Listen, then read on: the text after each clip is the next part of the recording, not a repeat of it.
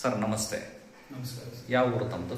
ನಾನು ಬೆಂಗಳೂರು ಸರ್. ಬೆಂಗಳೂರಲ್ಲ sir. Doctor Praveen Babu ಅವ್ರ ಹತ್ರ ದಾವಣಗೆರೆಗೆ ಎಷ್ಟು ವರ್ಷಗಳ ಹಿಂದೆ ಭೇಟಿ ಮಾಡಿದ್ರಿ? ನಾನು ಸುಮಾರು 2 ವರ್ಷದ ಹಿಂದೆ ಬಂದು 2.5 ವರ್ಷಗಳ ಹಿಂದೆ ನಮ್ಮಲ್ಲಿ ದಾವಣಗೆರೆಗೆ ಬಂದಿದ್ರಿ.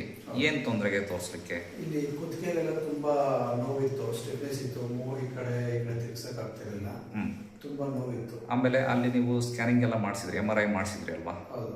MRI ನಲ್ಲಿ ಏನಂತ ರಿಪೋರ್ಟ್ ಬಂದಿತ್ತು? ಅಲ್ಲಿ C667 ಅಲ್ಲಿ ಸ್ವಲ್ಪ ಡಿಸ್ಕ್ ಇದೆ, ಬಲ್ಜ್ ಆಗಿದೆ. ಹೌದು, ಅಲ್ಲಿಂದ ಇಲ್ಲೆಲ್ಲ ನೋವು ಬರ್ತಾ ಇದೆ. ಅದಕ್ಕೆ ಸರ್ಜರಿ ಮಾಡಬೇಕಾಗಬಹುದು ಅಂತಾನೂ ಹೇಳಿದ್ರ?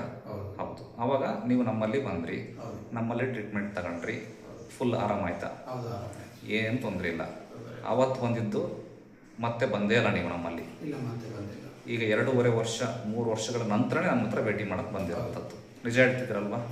ಆಮೇಲೆ ನಮ್ಮ ಮೆಡಿಸಿನ್ ಏನಾರ ಸೈಡ್ ಎಫೆಕ್ಟ್ಸ್ ಸರ್? ಇಲ್ಲ, ಯಾವ ಥರ ಸೈಡ್ ಎಫೆಕ್ಟ್ಸ್ ಇಲ್ಲ. ಈ ಥರ ಸರ್ವೈಕಲ್ ಇಶ್ಯೂಸ್ ಇರೋ ಅಂಥವರು ವಿತೌಟ್ ಸರ್ಜರಿ ಆಯುರ್ವೇದ ಮೆಡಿಸಿನಿಂದ ಸರಿ ಮಾಡ್ಕೋಬಹುದು ಅನ್ನೋದು ನೀವೇ ಎಕ್ಸಾಂಪಲ್ಲು. ಕರೆಕ್ಟ್ ಅಲ್ಲ? ನೀವು ನಿಮಗಂತೂ ಖುಷಿ ಇದೆಯಲ್ಲ? Okay sir, thank you.